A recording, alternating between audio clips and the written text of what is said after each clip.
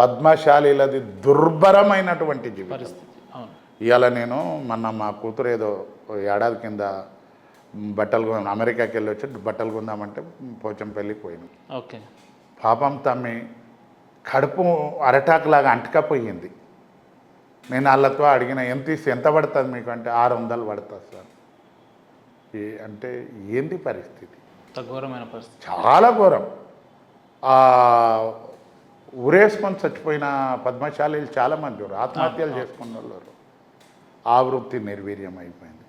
మంగళ షాపులు వెనకడికి చిన్న డబ్బాలో పోయేది, ఊరూరు కాడికి పోయేది, జర ఊళ్ళో పెద్ద మనిషి అనుకున్నట్టు ఇంటికి పోయి చేసేది, మామూలు వాళ్ళు ఇంటికి పోతే తగరాలు చేసేది. అప్పుడు వ్యవసాయం ఉండే వాళ్ళకి కట్టలు, పొలాల కాడ కట్టలు ఇచ్చేది, వాళ్ళు చేసుకొని బతికేది. ఆ కట్టలు వచ్చేది, ఒడ్లు వచ్చేది, అన్నీ సుభిక్షంగా. మా చిన్నతనంలో ఏముందండి, తాళ్ళకు పోయేది, గౌండ్లోళ్ళకి సగరం చేస్తే కళ్ళు పోసేది, కోమటోళ్ళకి సగరం చేస్తే సామాన్ ఇచ్చేది, రైతులకు సగరం చేస్తే ఒడ్లు వచ్చేది, బతికేది. ఇయ్యాల మంగళ షాపులు మా ఇంటి పక్క లైన్లోనే ఉన్నాయి. రెడ్డీలు మెయింటైన్ చేస్తుర్రు, వెల్మల్ మెయింటైన్ చేస్తుర్రు,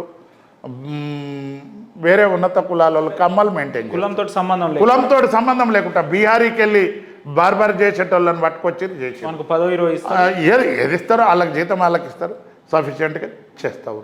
ఇవాళ బ్యూటీ పార్లర్, మసాజు, అవి ఇవని ఒక్కడు పోయి కటింగ్ చేసుకొని బయటికి వెళ్తే 1500. అదే మంగళతన్ 30 ఏళ్ళ కింద చేసిన సగరం చేసిన వానికి 6 నెలల నాడు 30 వాడు ఇచ్చేస్తాన్ని 2 రూపాయలు 3 రూపాయలు. అంటే ఆ వృత్తి కథమైంది. ఇవాళ సాకలది. మా చిన్నతనంలో గాడిదల మీద బట్టలు ఎత్తుకొని పోయేది, సౌడు పోసి నైట్ ఉడకబెట్టి బట్టలు ఉడకబెట్టి సాకెర్ల కాడు ఆ పద్ధతి ఉండే. ఎవరో ఊళ్ళో జర పెద్ద మనుషులు వసతి ఉన్న వాళ్ళకి ఇస్త్రీ చేసేది ఇచ్చేది. ఇవాళ సాకలోళ్ళ వృత్తి మొత్తం పోయింది. అంతా డ్రై క్లీనింగ్ షాపులు, అన్ని పెట్టుబడిదారులే. ఏ శాఖలోనూ కూడా రాష్ట్రంలో డ్రై క్లీనింగ్ షాప్ లేదు. అంటే ఇట్లా క్రమక్రమేణా ఈ బడుగు బలహీన వర్గాల వృత్తులను హరించకపోయి ఇవాళ హరించకపోయి ప్రభుత్వం డిస్టిలరీ డబ్బున్నోడు పెడతాడు, డిస్టిలరీకి వెళ్ళి ప్రభుత్వానికి అమ్ముతాడు, ప్రభుత్వం మళ్ళీ వైన్ షాపులకి ఇస్తుంది. డిస్టిలరీ పెట్టుబడిదారుదే, వైన్ షాప్ పెట్టుబడిదారుదే, తాగి కట్టే డబ్బులు మాత్రం బడుగు బలహీన వర్గాల ప్రజల రక్తం. నానాటికింత అంతరించిపోతా ఉంది. ఇక అది అయినాక అన్నింటికన్నా వచ్చినాక ఎన్నికలు రాగానే ఒక అలవాటు మొదలైంది, డబ్బులు ఇస్తేనే ఓట్లు వేయాలని. అది బ్యాడ్ అలవాటు. అది ఒక్కటి పోతే కులగణన అక్కర్లేదు, బీసీ నాయకత్వం అక్కర్లేదు, ఎస్సీ నాయకత్వం అక్కర్లేదు. బాబాసాహెబ్ అంబేద్కర్ గారు 75 ఏళ్ల క్రితం పాపం ఒక దళిత జాతిలో పుట్టి ఆ మహానుభావునికి ఎంత ఆలోచన, ఎంత అది అమోఘం. అది దేవుని కన్నా గొప్పవాడు బాబాసాహెబ్ అంబేద్కర్. ఇవాళ ఆయన ఒక ఓటక్కుతోటి దాని ఓటక్కును విశ్లేషించి చెప్తే ఏముందండి, నరేంద్ర మోడీ గారికి అంతే హక్కు, పారిశుద్ధ్య కార్మికురాలకి అంతే హక్కు. నరేంద్ర మోడీ గారు ఓటు వేయడానికి పోతే పోలింగ్ అటెండర్ ఆడ ఓ సున్నం పోస్తే ఆడ కాన్వాయ్ దిగి సెక్యూరిటీ పెట్టుకొని అయినా నడుచుకుంటూ పోవాలి, లైన్లో ముంగటున్నోని దాటిపోవడానికి లేదు. అది రాజ్యాంగం. అంత పెద్ద కాన్స్టిట్యూషన్ అంబేద్కర్. మరి మన బడుగు బలహీన వర్గాల ప్రజలకు నేను ఒకటే కోరుకుంటా ఉన్నా, ఇంత అనగదొక్కుతావు అసలు మన బడుగు బలహీన వర్గాలను ఈ రాజ్యాధికారం చేతులు ఉన్నోళ్ళు మనసులలాగా కూడా చూడరు. ఎందుకు అంత పెద్ద మాట అనాల్సి వచ్చింది? చూడరు తమ్మి, నేను ఎరిగిన కదా, నేను చూసినా కదా, మనసులలాగా కూడా చూడరు. మరి మన జాతులకేమో సిగ్గు శరం ఏం వస్తలేదు.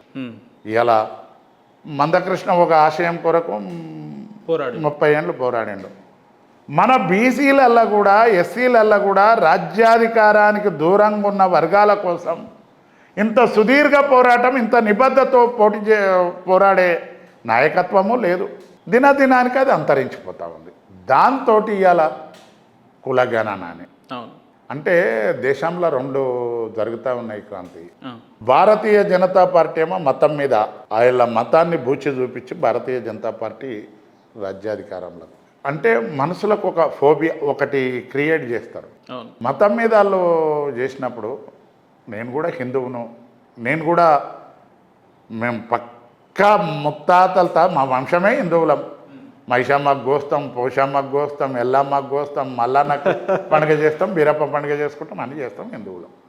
మేము బొల్తాడు కట్టుకుంటాం, బొట్టు పెట్టుకుంటాం అని. ఇవాళ హిందువులలో మనం పవిత్రంగా గొప్పగా కొలిచే దేవుడు, మనకు కనిపించే దైవం, కలియుగ దైవం వెంకటేశ్వర స్వామి. స్వామి అవును. వెంకటేశ్వర స్వామి దానికి పోతే ఒక డబ్బున్న వ్యక్తి పోతే అతనికి వస్త్ర సేవా టికెట్ వస్తుంది, తోమాల సేవ వస్తుంది.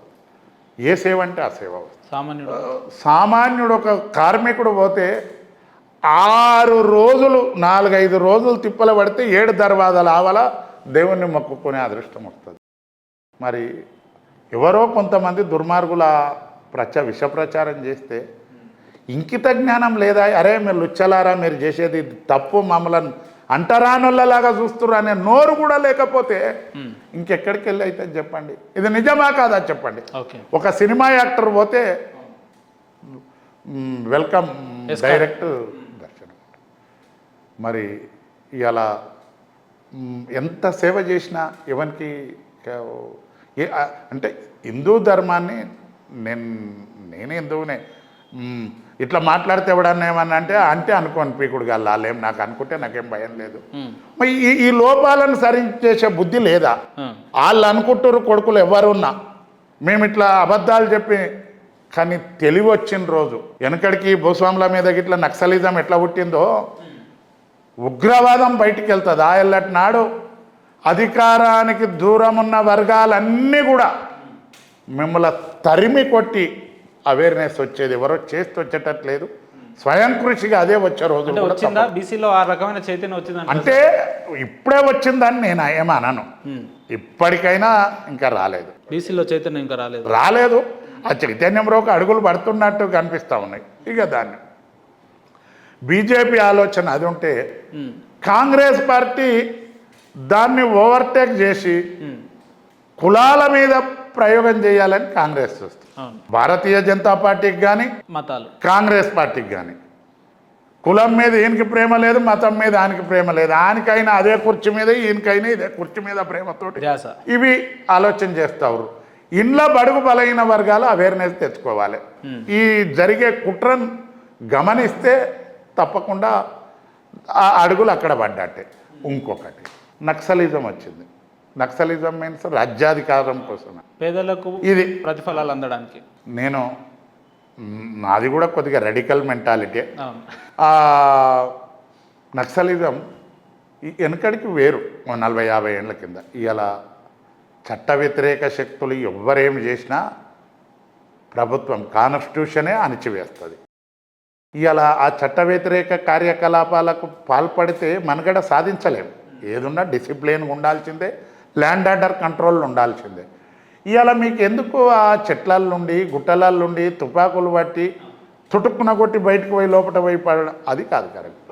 భారత రాజ్యాంగం ఎంత బాగుంది. మీరు కూడా జనజీవన స్రవంతిలా కలవాలి, ప్రజలను అవేర్నెస్ దేవాలి. అధికారానికి దూరమవుతున్న ప్రజలను అందరినీ కూడా అవేర్నెస్ ఏకం చేయాలి. ఇవాళ మేము నక్సలిజం చేస్తాం అది ఇదంటే సాగే రోజులు లేవు. ఆర్టిఫిషియల్ ఇంటెలిజెన్స్ అడవిల చీమ చిటుకుమన్నా పట్టుకునే సాంకేతిక పరిజ్ఞానం వచ్చి. అవును, వాస్తవం. కాబట్టి అలా నేను ఏదున్నా బాగా ఇవాళ బడుగు బలహీన వర్గాలకు మన చేతుల AK-47 కన్నా పెద్ద వెపన్ ఓటు. అవును, ఆ ఓటకుతోటే రాజ్యాధికారం సాధించాలి. అద్భుతంగా చెప్పారు మీరు. AK-47 కన్నా పవర్ఫుల్ది ఓటకు. ఇవాళ సరే అమ్మ కూడా అడిగింది పెట్టాడు, ఎవరో బీసీలను తట్టి లేపాల్సిందే, లేపుతావరు. కానీ లేపుకుంటా అగ్రవర్ణాలను ఇవన్నీ తిట్టదు. మల్లన్న గారు వరంగల్ ఒక సభ నిర్వహించారు. నాతో ఒక మాట అన్నాడు, రెడ్లు మా ఉచ్చదాగాలే అని అన్నాడు. అనొచ్చునా? తప్పది, చాలా తప్పు. ఎవరిని కూడా తప్పు, ఏ కులాన్ని కూడా మనకు రైట్ ఇచ్చిర్రు, నువ్వు ఆడరాక పాత గజ్జలు అన్నట్టు నీ ఓటు నువ్వు వేసుకోజాల కాళ్ళని తిట్టుడు వీళ్ళని తిట్టుడు ఏందండి. నేను బడుగు బలహీన వర్గాల ప్రజలను యువకులను అందరిని కొడతాం, మీకు దండం పెట్టి చెప్తా ఉన్నా. మన ఓటు హక్కు మనం వేసుకునే అవేర్నెస్ వచ్చినాడు ఈ కులగణన, ఈ రాజకీయ పార్టీలు బీఫాములు ఇవన్నీ ఏవి కూడా పనిచేయాయి. ఉమ్. కానీ అది రావాలి. అది రావడానికి ఎవరో ఒకరు నడుము కట్టాల్సిందే, వాళ్ళ నాయకత్వం వహించాల్సిందే, ప్రజల దగ్గరికి పోవాల్సిందే, అది ప్రజలను అవేర్నెస్ చేయాల్సిందే.